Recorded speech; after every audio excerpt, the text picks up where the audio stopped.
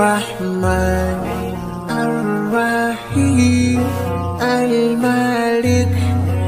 شعبان کی 15 تاریخ کو قبرستان جانا بعض روایات سے ثابت ہے، لیکن جناب رسول اللہ صلی اللہ علیہ وسلم اپنی پوری حیات طیبہ میں ایک ہی دفعہ قبرستان گئے۔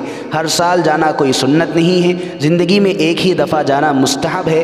ہر سال کی رات کو قبرستان جانا کوئی ضروری نہیں ہے۔ شب برات میں قبرستان جانے کو اس رات کی مستقل سنت سمجھنا یہ درست نہیں ہے، اس لیے کہ جناب رسول اللہ صلی اللہ علیہ وسلم 15 شعبان کی رات کو سامنے رکھ کر پیش نظر قبرستان تشریف نہیں لے گئے تھے، بلکہ یہ آپ صلی اللہ علیہ وسلم کی ہر رات کے اخیر حصے کا معمول تھا کہ آپ صلی اللہ علیہ وسلم ہر رات قبرستان جایا کرتے اور اہل بقی کو دعا فرمایا کرتے، جیسا کہ احادیث سے ثابت ہے۔